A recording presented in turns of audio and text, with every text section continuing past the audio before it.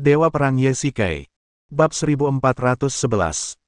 Menurut perintah militer tentara Qin, pasukan garnison seperti Han Hao, yang menderita kerugian besar, dapat diizinkan pergi lebih awal. Meskipun mereka tidak dapat kembali ke Heyang secara langsung, mereka dapat pergi ke belakang untuk mengawasi kerja Rodi. Dibandingkan dengan pertempuran di medan perang, pekerjaan ini jauh lebih aman. Suku Serigala melancarkan kampanye berskala seperti itu, tetapi Meng Tian tidak menyadarinya dan mengeluarkan peringatan kepada pertahanan perbatasan. Sejauh menyangkut masalah ini, dia bertanggung jawab, jadi setelah kembali ke Kabupaten Ji, dia juga menulis keluhan, tetapi kali ini dia mengkritik dirinya sendiri, dan meminta bawahannya untuk melapor ke seluruh pasukan. Dia layak menjadi jenderal terkenal karena memiliki keberanian seperti itu. Meng Tian meminta setiap benteng untuk menghitung korban dan musuh yang terbunuh. Dalam pertempuran ini, tentara Qin menderita hampir 100.000 korban, sementara klan Serigala menderita lebih banyak lagi, dengan hampir 160.000 korban, belum lagi kuda dan senjata yang hilang. Dapat dikatakan bahwa pasukan Qin memperoleh kemenangan yang menyedihkan, sementara klan Serigala menderita kekalahan yang menyedihkan. Bahkan jika kuda perang lebih lincah, klan Serigala hanya memiliki jumlah orang sebanyak itu. Jika mereka ingin menambah prajurit baru, mereka perlu waktu untuk menunggu. Faktanya, tindakan klan Serigala hampir 80% berhasil. Jika mereka benar-benar dapat membunuh Meng Tian, mereka mungkin dapat menerobos tembok besar. Saat itu, pasukan Qin tidak akan memiliki kesempatan untuk bernapas, tetapi klan Serigala akan membunuh sampai ke kota Xianyang di sepanjang jalan Qidao. Meskipun itu adalah kemenangan yang menyedihkan, secara strategis, pasukan Qin memperoleh kemenangan besar.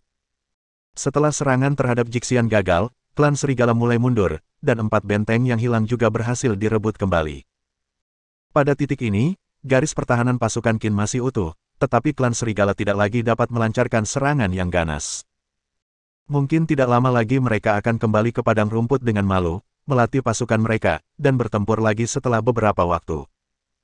Meng Tian memerintahkan rombongan untuk mengirim saudara-saudara yang terluka ke belasan kota terdekat, di mana terdapat banyak barak dan cukup banyak obat-obatan untuk penyembuhan. Selain itu, ia juga memerintahkan para prajurit benteng untuk memperbaiki tembok kota sesegera mungkin untuk mencegah suku Serigala melakukan kejahatan lagi. Baru setelah semua pertahanan selesai, Meng Tian mengadakan pesta perayaan di Kabupaten Ji, di mana Ye Shikai dan Sangguan Jian diundang secara khusus. Kabupaten Ji. Para jenderal dan saya telah melalui hidup dan mati selama bertahun-tahun, tetapi tidak pernah ada keadaan darurat seperti terakhir kali, ketika suku Serigala datang ke depan pintu saya. Meng Tian sedang berbicara, dan tiba-tiba ia menjadi marah dan memecahkan gelas anggur ke tanah. Setelah minum lebih dari selusin gelas anggur dalam satu tarikan napas, wajahnya memerah dan ia tampak sedikit mabuk. Nada suaranya tidak seserius sebelumnya, dan ia bahkan sangat bersemangat. Jenderal Meng, tenanglah. Semua kegagalan saya dalam mengawasilah yang memungkinkan suku Serigala melancarkan serangan diam-diam. Beberapa jenderal tentu saja tidak akan mengkritik Meng Tian. Sebaliknya, mereka mengambil tanggung jawab pada diri mereka sendiri. Tidak, tidak, tidak. Meng Tian melambaikan tangannya dan perlahan berjalan keluar dari tempat duduknya. Karena dia mabuk, tubuhnya masih sedikit gemetar. Ini salahku. Aku mengabaikannya. Tapi, tiba-tiba, Meng Tian meninggikan suaranya dengan tajam, dan semua orang terkejut dan mengangkat kepala mereka. Untungnya, ada banyak pahlawan di pasukan Qinku. Kali ini, berkat dia, kita bisa lolos dari bahaya dan mengalahkan suku Serigala. Meng Tian tiba-tiba berteriak, "Anak muda Ye, keluarlah dan biarkan semua orang melihatmu." Ye Shikai berdiri secara naluriah.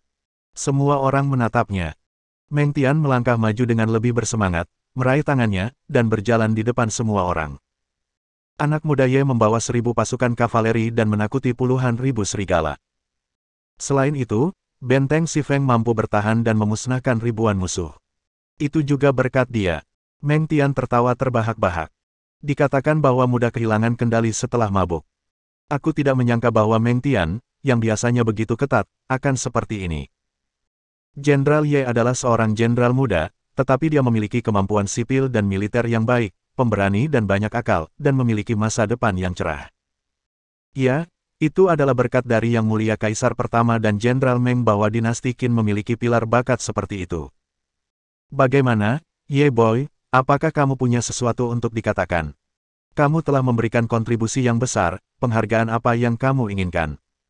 Kata Meng Tian, menarik lengan Ye Shikai.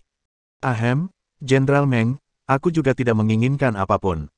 Aku hanya berharap Jenderal dapat mengalokasikan sejumlah uang sebagai pensiun bagi keluarga saudara-saudara yang tewas dalam pertempuran. Ye Shikai tidak pernah memperhatikan hal-hal materi. Di dunia yang kacau ini, jika kamu mendapatkan terlalu banyak uang, hidupmu tidak akan lama. Baiklah, Jenderal ini akan berjanji padamu. Mengenai jasa dan gelar militer, aku akan meminta orang-orang menghitungnya di masa depan. Mari kita minum dulu. Selamat, Junho. Begitu dia kembali ke barak, Mancang membawa sekelompok prajurit untuk memberi hormat kepadanya dan berkata, Junho, mengapa Anda berkata seperti itu? Ye Shikai sedikit bingung. Yang mulia, Anda mungkin tidak tahu bahwa menurut sistem militer Qin, seorang jenderal memimpin beberapa divisi, dan komandan divisi adalah seorang letnan, dan letnan memimpin beberapa kelompok, dan komandan kelompok adalah seorang markis militer. Yang mulia adalah komandan 1000 orang, dan Anda telah memberikan kontribusi yang begitu besar, dan bahkan menyelamatkan nyawa Jenderal Meng. Menjadi seorang markis militer dianggap sebagai kehormatan kecil. Mungkin Anda akan langsung diangkat menjadi seorang letnan. Kata Mancang dengan gembira. Ya, Tuan, pada jamuan perayaan tadi, Jenderal Meng Tian memperlakukan Anda seperti saudara, dan dia adalah jenderal seluruh negara Qin, dengan kedudukan dan kekuasaan yang tinggi, dan juga merupakan jenderal kepercayaan dan kesayangan yang mulia Kaisar pertama. Jika Anda mengikutinya di masa depan, Anda pasti akan kaya dan makmur. Pada saat itu, semua saudara dapat memperoleh manfaat darinya. Para prajurit sangat bersemangat. Orang-orang di zaman kuno dibagi menjadi beberapa tingkatan. Ada orang yang terlahir sebagai raja, pangeran, jenderal, dan menteri, sementara ada orang yang hanya berjuang untuk makanan dan pakaian di bawah, atau bahkan berjuang untuk bertahan hidup. Tentu saja, semua orang ingin naik ke atas. Sekarang setelah Ye Shikai memberikan kontribusi besar, mereka juga menantikan imbalan seperti apa yang bisa mereka dapatkan. Saudara-saudara, apakah kalian ingin pulang? Ye Shikai tiba-tiba berkata, dan kerumunan yang bersemangat itu langsung tenang. Pulanglah. Siapa yang tidak ingin pulang? Untuk bersatu kembali dengan sanak saudara, semakin jauh dari perang yang kejam ini, semakin baik. Sifat manusia adalah mencari keuntungan dan menghindari bahaya. Tidak ada seorang pun yang terlahir untuk suka menyerang dan membunuh orang, karena saat berperang, nyawa mereka bisa hilang kapan saja. Namun, bagaimana para prajurit yang menjaga perbatasan bisa pulang kapan saja jika mereka mau? Di pasukan Qin, pembelot adalah kejahatan berat, dan keluarga mereka akan terlibat. Semua orang tenang, dan tampak tenggelam dalam pikiran. Dibandingkan dengan kekayaan dan imbalan di depan mereka, mereka ingin hidup sampai hari ketika mereka bisa pulang. Jika aku memberimu kesempatan untuk pulang, apakah kau menginginkannya? Ye Shikai bertanya balik. Kapten, kau tidak bercanda, mari kita pulang. Para prajurit tampak curiga. Dalam pertempuran benteng Xifeng, pasukan Qin membunuh dan melukai lebih dari 3.000 saudara. Bahkan para prajurit di bawah tahu bahwa mereka bahkan lebih kecil kemungkinannya untuk kembali karena pasukan yang tidak mencukupi dan perang yang ketat. Tidak ada yang bercanda di pasukan. Apakah aku pernah bercanda denganmu? Nada bicara Ye Shikai sangat serius dan semua orang saling memandang. Kapten, aku ingin pulang. Bab 1412. Semua prajurit, dengarkan perintahku. Ye Shikai berteriak. Mereka yang memiliki orang tua lanjut usia di rumah dan tidak ada yang mendukung mereka, keluarlah. Mereka yang memiliki istri tetapi tidak memiliki anak di rumah, keluarlah. Mereka yang hanya memiliki anak di rumah, keluarlah. Setelah Ye Shikai selesai berbicara, 100 atau 200 prajurit berdiri. Setelah pertempuran ini, hampir setengah dari tim kavaleri terbunuh atau terluka. Ye Shikai tidak ingin mereka semua mati di sini. Meskipun tim kavaleri tidak dapat diselamatkan tanpa begitu banyak orang sekaligus, dia sama sekali tidak menyesalinya. Begitu banyak murid dan prajurit dari Kabupaten He yang tewas di perbatasan. Mereka tidak bisa membiarkan mereka semua mati di sini. Apakah ada yang lain? Ye Shikai bertanya lagi dan lagi. Totalnya ada 176 orang. Faktanya, Ye Shikai tidak memiliki informasi tentang orang-orang ini. Bahkan jika mereka berbohong, tidak akan ada yang tahu dan sulit untuk memeriksanya. Oleh karena itu, pada dasarnya bergantung pada kesadaran diri para prajurit. Baiklah, kalian kembalilah dan berkemaslah. Jika prajurit lain memiliki surat yang ingin mereka bawa pulang, kalian dapat membantu mereka membawanya kembali. Ye Shikai menatap para prajurit ini, matanya menunjukkan kelelahan dan depresi. Mereka dapat segera kembali ke kampung halaman impian mereka, tetapi mereka sulit untuk bersemangat. Masih banyak saudara yang harus tetap berada di medan perang. Siapa yang tahu apakah mereka akan hidup atau mati? Jika mereka kembali ke rumah seperti ini, jika para tetua di desa bertanya, bagaimana mereka harus menjawab? Saya khawatir. Mereka malu untuk menjawab. Kalian tidak perlu memiliki terlalu banyak beban psikologis. Kembalilah ke rumah, istirahatlah dengan baik, dan laporkan keselamatan kepada keluarga dan para tetua di desa. Kali ini, Ye Shikai dapat dikatakan telah banyak membantu Meng Tian. Dengan bantuan ini, meskipun dia masih seorang kapten 1000 orang, banyak jenderal secara sadar memberinya 3 poin wajah. Meng Tian tentu saja tidak akan menolak permintaannya. Segera, para prajurit ini pergi ke selatan untuk kembali ke rumah. Tidak lama kemudian, pujian dari Meng Tian datang. Ye Shikai dan Sang Guanjian dipromosikan menjadi perwira militer, sementara Han Hao dipromosikan menjadi kolonel. Keduanya masih di bawah komando Han Hao, tetapi jabatan ketiganya dipromosikan. Tentu saja, para prajurit di bawah komando mereka juga diberi penghargaan sesuai dengan prestasi militer mereka. Meng Tian sangat mementingkan Ye Shikai dan memberikan penghargaan tambahan kepadanya dan bawahannya, yang juga meningkatkan moral pasukan. Mereka awalnya hanya pasukan garnisun daerah, tetapi mereka bertempur dalam beberapa pertempuran yang indah. Efektivitas dan kinerja tempur mereka tidak kalah dari pasukan garnisun yang tangguh dalam pertempuran. Ini adalah titik yang paling mengejutkan bagi Han Hao. Tentu saja, ini juga tidak dapat dipisahkan dari keputusan Ye Shikai. Selama hari-hari ini, semua orang tinggal di benteng Xifeng, memperbaiki dan membangun pertahanan tinggi, dan berjaga-jaga terhadap suku serigala, tetapi semuanya seperti yang diharapkan Meng Tian. Lebih dari 100.000 orang dan persediaan serta makanan yang tak terhitung jumlahnya hilang sekaligus. Suku serigala tidak dapat bergerak ke selatan setidaknya selama 1 atau 2 tahun. Bau mesiu di dalam dan luar benteng sudah sangat memudar.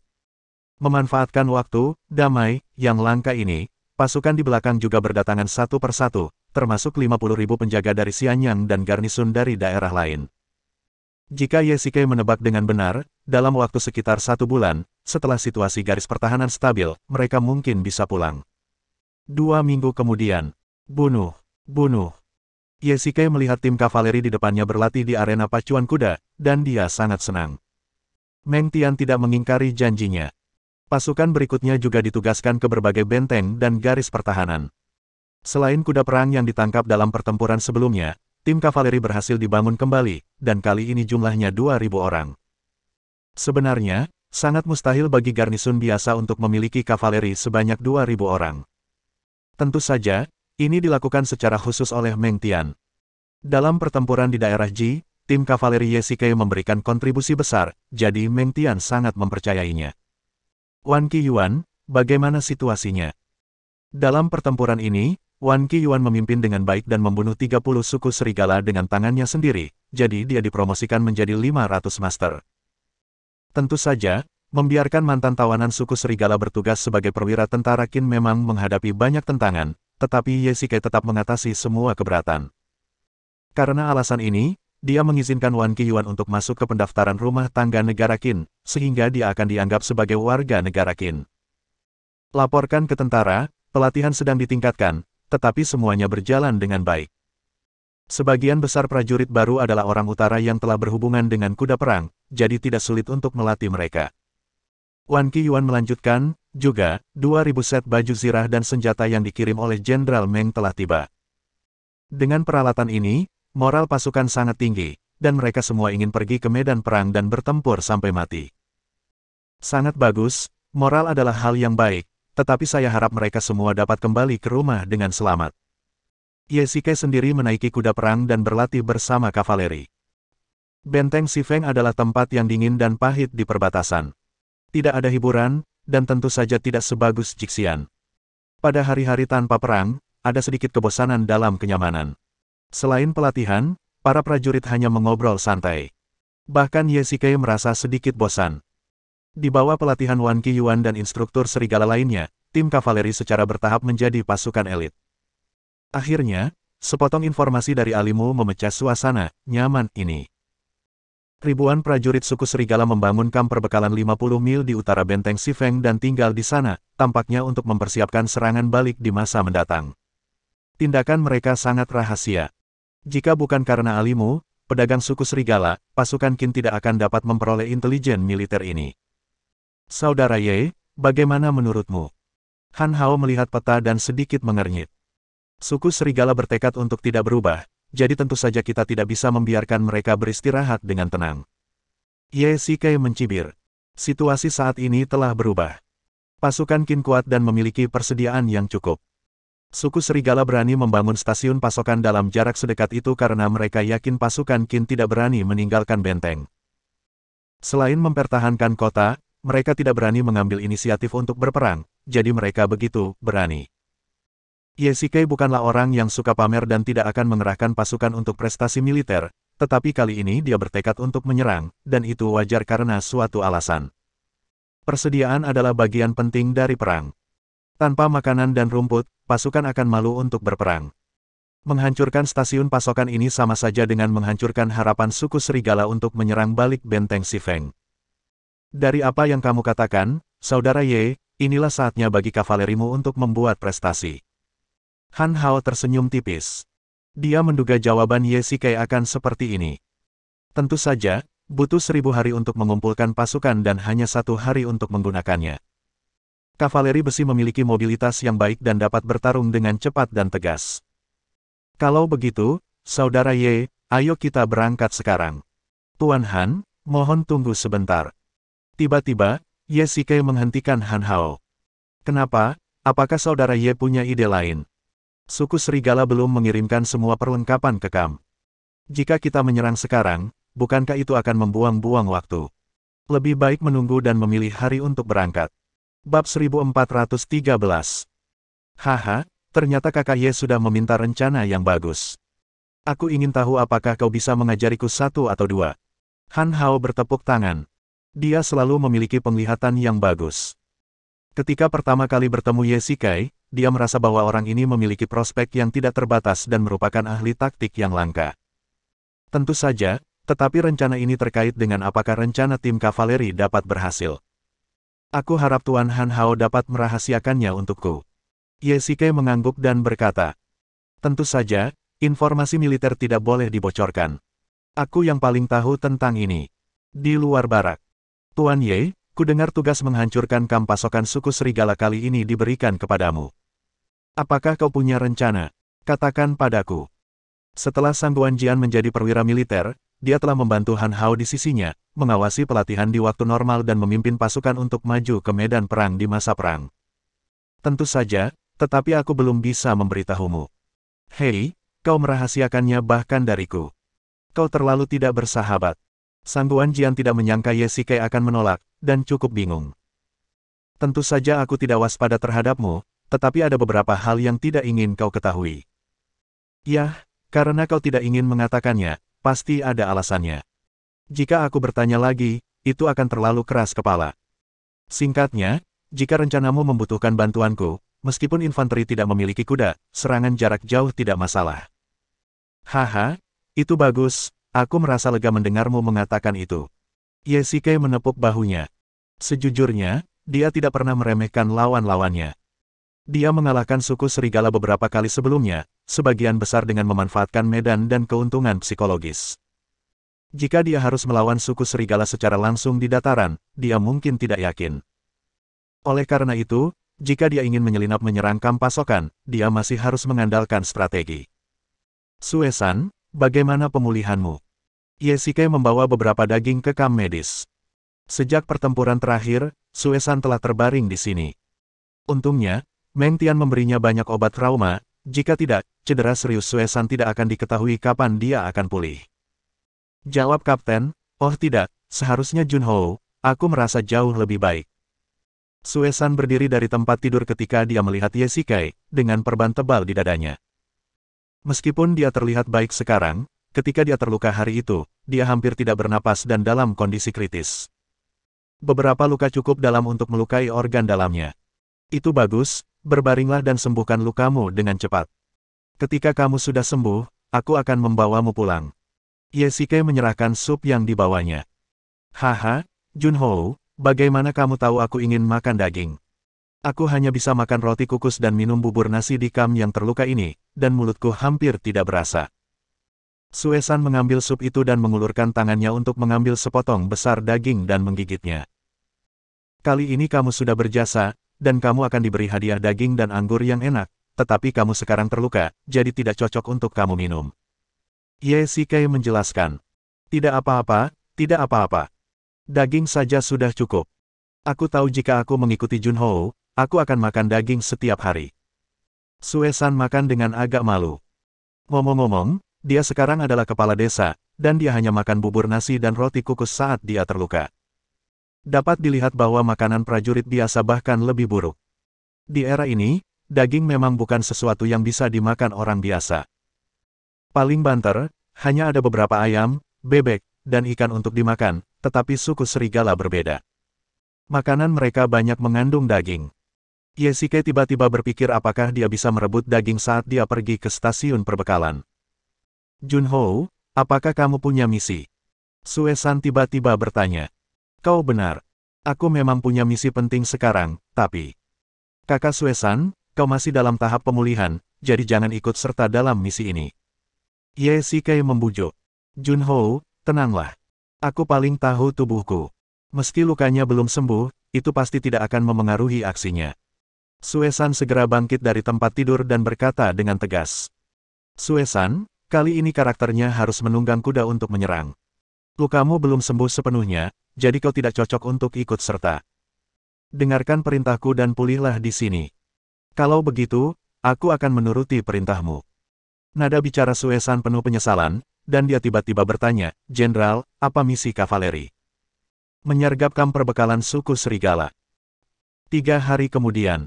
Alimu, apakah kau siap? Ye-Shike datang ke gudang dan melihat bahwa Alimu dan Mancang serta yang lainnya telah berkumpul di sini. Jangan khawatir, Jenderal, aku telah menyuap beberapa prajurit suku serigala, dan barang-barang ini dikirim oleh mereka. Alimu meminta pengikutnya untuk membuka kotak kayu di depannya. Ada puluhan seragam suku serigala, yang sebagian besar adalah baju besi bulu. Kotak lainnya adalah sepatu bulu dan pedang suku serigala, semuanya set lengkap. Yang paling mengejutkan Ye-Shike adalah bahkan ada tanda pengenal perwira suku serigala di dalamnya. Dengan tanda pengenal kecil ini, banyak masalah bisa dihindari. Haha, Alimu, kamu telah memberikan kontribusi kali ini. Ye-Shike menepuk bahunya dan tersenyum. Aku pasti akan menyelesaikan misi yang dipercayakan kepadaku oleh Junho. Aku memberi mereka cukup uang. Para prajurit itu pasti sudah melarikan diri sejak lama dan pasti akan membocorkan masalah ini. Itu bagus. Ye-Shike mengangguk dan berkata, Mancang, bawa beberapa saudara dan ganti dengan pakaian suku serigala. Ya, larut malam, di luar benteng. Sungguh, pakaian suku serigala sangat sederhana. Mancang menggerakkan tubuhnya dengan tidak nyaman. Pakaian itu agak kecil padanya. Ye-Shike melihat pakaian suku serigala di tubuhnya dan merasa itu pas.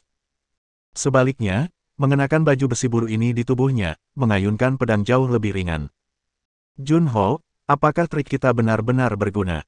Tanya Mancang. Tentu saja. Ye-Shike memberi isyarat kepada 2000 kavaleri untuk berhenti. Sangguan, aku masih perlu merepotkanmu kali ini. Aku tidak merasa nyaman jika itu orang lain. Ye-Shike menoleh dan berkata. Sangguan Jian dan sebagian besar kavaleri mengenakan pakaian tentara Qin, tetapi Ye-Shike dan Mancang serta puluhan lainnya berganti pakaian suku serigala dan berjalan di depan. Ye tua, jangan khawatir. Sangguan Jian mengangguk dan berteriak kepada pasukan di belakangnya, semuanya, ikuti aku.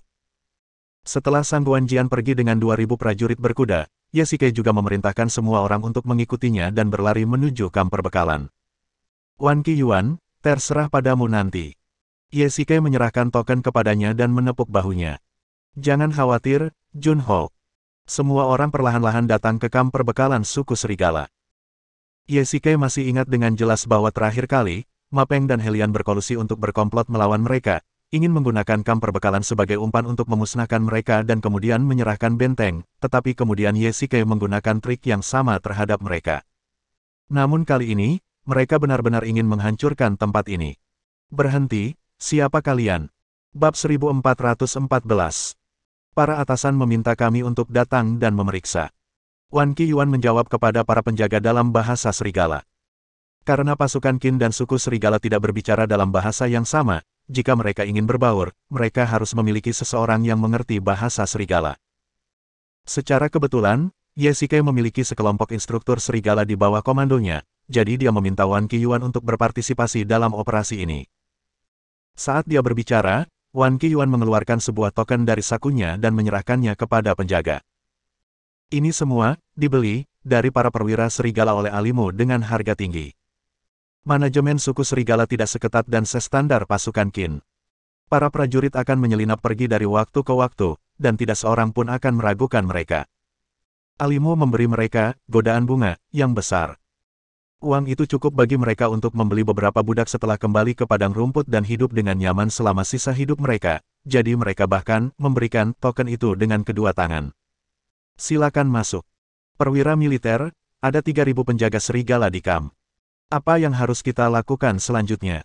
Tanya Wan Qiyuan. Kita ingin membakar tempat ini, tetapi dengan hanya 50 atau 60 orang dari kita tidak dapat menghentikan 3.000 orang mereka, jadi kita harus menarik mereka ke sini. Ye Shikai menunjuk ke bagian belakang kamp. Wan Qiyuan, suku serigala biasanya menyimpan makanan di bagian belakang kamp, kan? Benar, silakan lihat, perwira militer. Wan Qiyuan menunjuk ke beberapa gudang di bagian belakang. Makanan dan pakan ternak berbeda dengan baju sirah dan senjata. Jika musim hujan, cuaca akan mendung dan hujan. Jika makanan terkena hujan, makanan akan berjamur dan rusak. Oleh karena itu, jerami tebal diletakkan di gudang tempat makanan disimpan untuk mencegah air hujan menembus papan kayu. Melihat ke arah jari Wan Qiyuan, seperti yang diharapkan, lusinan gudang kayu di bagian belakang ditutupi dengan jerami, sedangkan gudang lainnya tidak. Makanan dan pakan ternak adalah yang terpenting bagi suku serigala. Tanpa makanan, mereka akan kelaparan. Tanpa pakan, kuda perang tidak akan punya kekuatan. Jika makanan dan pakan ternak terbakar, suku serigala pasti akan berusaha sekuat tenaga menyelamatkan mereka. Ye Shikai mencibir. Ayo kita pergi dan lihat.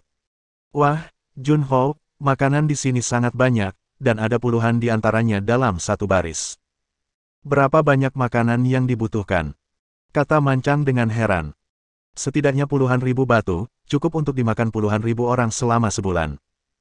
Ye Shikai berkata dengan enteng. Informasi yang diberikan oleh Alim sangat akurat. Selama kamp perbekalan ini tidak hancur, suku serigala bisa datang kapanpun mereka mau. Kalian semua datanglah ke sini.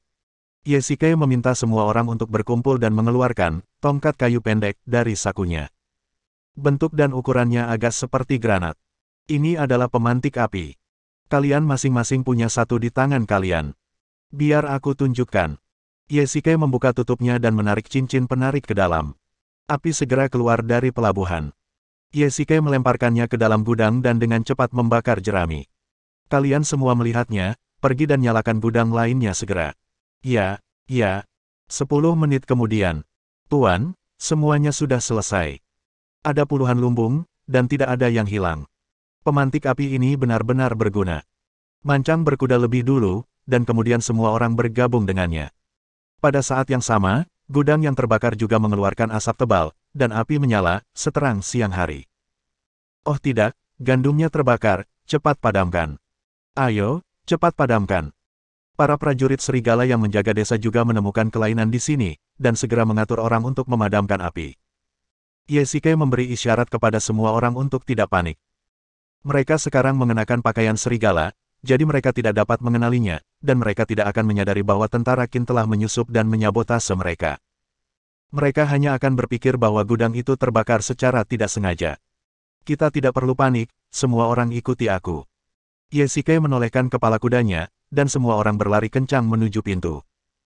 Di sepanjang jalan, mereka melihat banyak prajurit serigala bergegas datang sambil membawa seember air. Cepat padamkan apinya. Wan Qiyuan berteriak keras dalam bahasa serigala, sehingga mereka tampak lebih seperti prajurit yang memadamkan api, dan sama sekali tidak menimbulkan kecurigaan siapapun. Haha, semudah itu. Semua orang bergegas keluar dari perkemahan, kata Mancang keras, tampak sangat bersemangat. Sekarang, saatnya membuat api besar. Ye Shikai mengeluarkan anak panah sinyal dan menembakkannya ke arah Tian Sheng dengan busur silang. Wus wus wus. Baiklah, semuanya ganti pakaian dan kenakan baju zirah untuk menghindari cedera yang tidak disengaja nanti. Ya.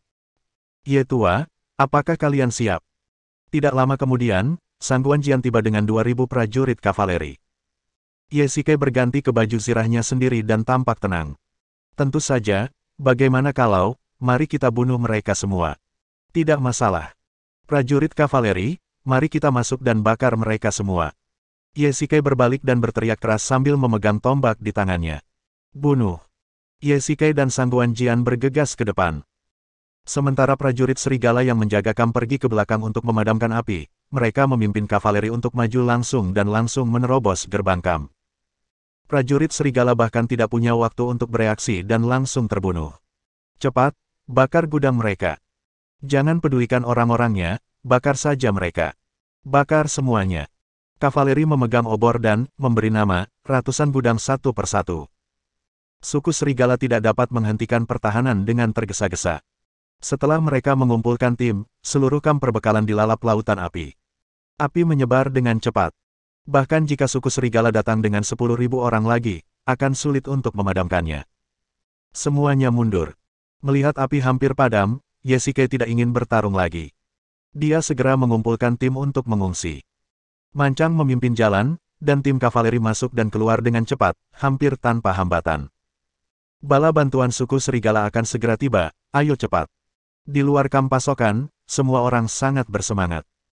Suku serigala menderita banyak korban, sebaliknya, mereka hanya kehilangan puluhan orang, dan seluruh kamp pasokan, puluhan ribu batu makanan dan rumput, dan ribuan senjata dan baju besi hancur dalam kebakaran. Suku serigala menderita kerugian besar. Semuanya, ikuti aku. Ye Shikai berteriak, dan semua orang berlari kencang, dan segera kembali ke benteng Shifeng. Mancang, apa ini? Ye Shikai merasakan tubuh Mancang telah membesar menjadi lingkaran, dan tidak dapat menahan rasa ingin tahunya. Perwira militer, Anda sedang membicarakan ini. Mancang melepaskan tas kain yang melilit tubuhnya, dan ada beberapa daging kering di dalamnya. Orang baik, kapan Anda mendapatkannya? Ini, ketika saudara-saudara membakar lumbung tadi, mereka menemukan gudang penuh daging, dan kemudian saudara-saudara mendapatkan beberapa. Kalian, tetapi itu bagus, daripada membakar barang-barang ini dengan sia-sia, lebih baik mengirimkannya ke perut saudara-saudara. Saudara Ye, Anda akhirnya kembali. Pada saat ini, Han Hao datang bersama pasukan untuk menemui mereka. Jika Anda tidak kembali, saya akan memimpin infanteri untuk bertempur. Terima kasih, Tuan Han, atas kesulitan Anda. Itu hanya tertunda beberapa saat. Operasi berjalan lancar. Bab 1415. Operasi itu selesai dengan sangat baik. Kamp perbekalan suku serigala terbakar habis, tidak menyisakan apapun. Han Hao sangat gembira. Api itu begitu besar sehingga kobaran apinya dapat terlihat dari jarak puluhan mil. Suku serigala dapat dikatakan telah kehilangan istri dan pasukan. Mereka ingin mengumpulkan kekuatan secara diam-diam dan mengambil kesempatan untuk bergerak ke selatan, tetapi malah gagal dan kehilangan begitu banyak perbekalan dan personel. Saya akan melaporkan situasi pertempuran kepada Jenderal Meng. Saudara Ye, Anda benar-benar seorang jenderal yang beruntung. Jika Anda tinggal di perbatasan, Anda akan dipromosikan menjadi jenderal dalam waktu kurang dari 5 atau 6 tahun, dan bahkan menjadi tangan kanan Jenderal Meng. Saat itu, semua orang di Kabupaten Heyang akan mengenal Anda. Han Hao menepuk bahunya dan tersenyum. Sejak zaman dahulu, ketika seorang wakil jenderal menjadi pusat perhatian, tidak dapat dihindari bahwa jenderal utama akan merasa tidak nyaman. Begitu jasanya tinggi, ada kemungkinan untuk menggantikannya. Namun, Han Hao tampaknya sangat berpikiran terbuka. Bukan saja dia tidak iri dengan kebaikan Ye Shikai, tetapi dia juga menyemangatinya. Mungkin, dia bisa melihat isi hati orang-orang. Baik Ye Shikai, Sang Guanjian, atau Mancang, mereka semua adalah orang-orang yang bertemperamen baik. Mereka lebih mementingkan kebenaran daripada keuntungan. Mereka bukanlah tipe orang yang tidak tahu berterima kasih. Sebaliknya, selama Ye Shikai telah berbuat baik, Han Hao secara alami akan dapat mengambil manfaat darinya dan mendapatkan pahala. Tuan Han, Anda terlalu baik. Ini adalah tugas saya. Ye Shikai mengangguk dan berkata, ada satu hal lagi, saya khawatir saudara Ye tidak tahu. Han Hao menunjukkan senyum misterius. Terakhir kali Anda membiarkan beberapa prajurit pulang, Anda menerima pujian bulat dari para tetua Kabupaten Heyang. Selain itu, Anda dan saudara-saudara Anda telah memberikan begitu banyak kontribusi. Sekarang semua orang di Kabupaten Heyang mengenal Anda, saudara. Tidak apa-apa, mereka semua adalah putra tunggal dalam keluarga mereka.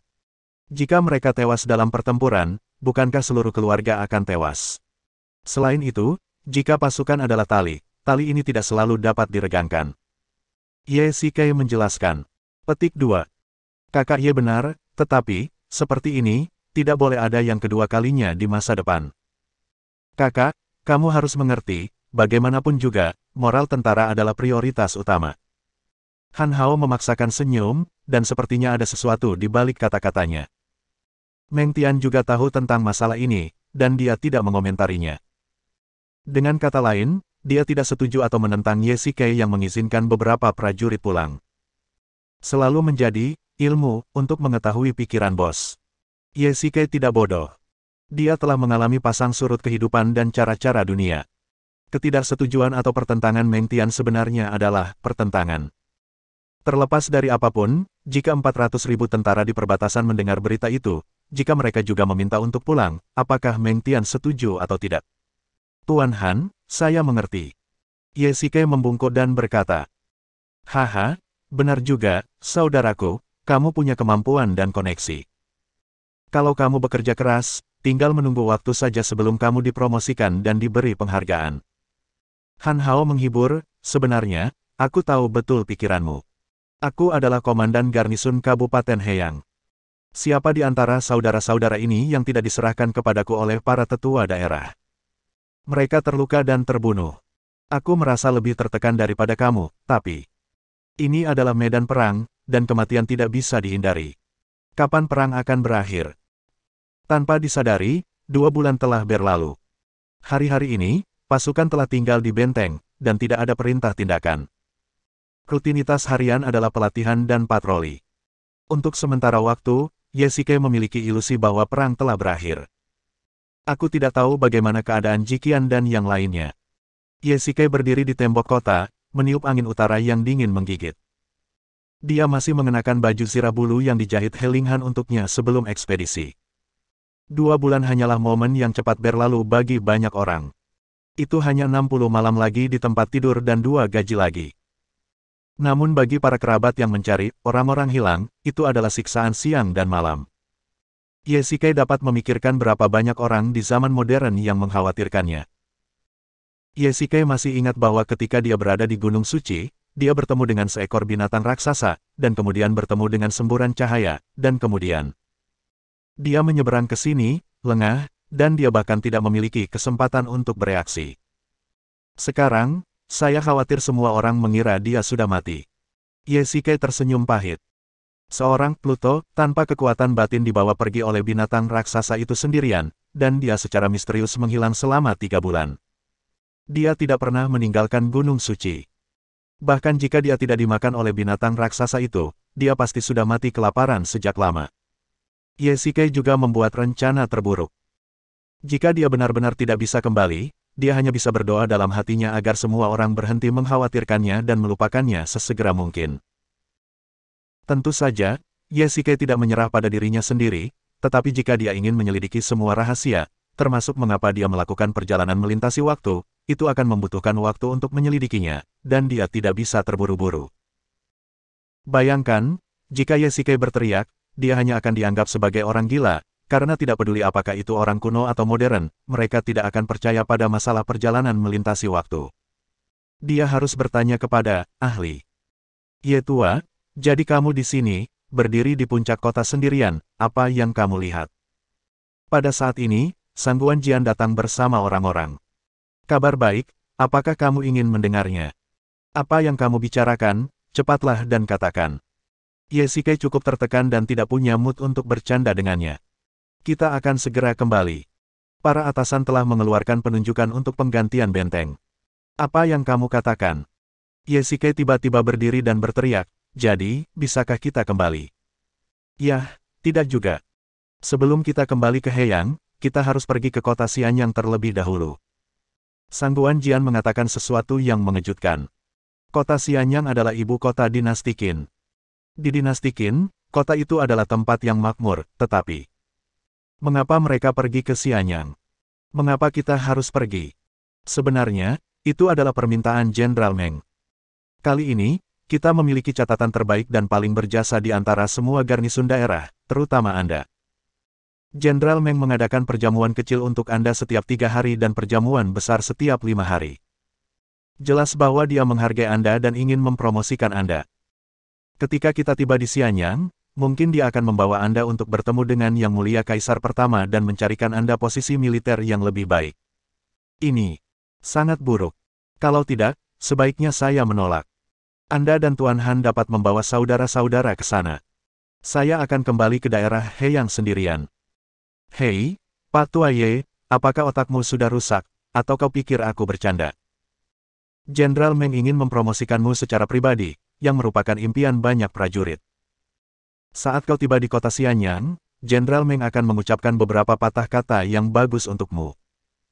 Kau akan dihargai oleh Kaisar pertama, dan akan mudah bagimu untuk mendapatkan posisi militer. Sang Guanjian bingung. Mereka berasal dari era yang berbeda dan mungkin memiliki konsep yang berbeda. Sebenarnya, ini bukanlah kesenjangan konsep antar era. Bahkan di zaman modern, siapa yang tidak ingin naik ke puncak dan menjadi orang yang unggul? Hanya saja, Ye Shike lebih menginginkan dalam hatinya untuk kembali ke desa Sangsui. Bersambung.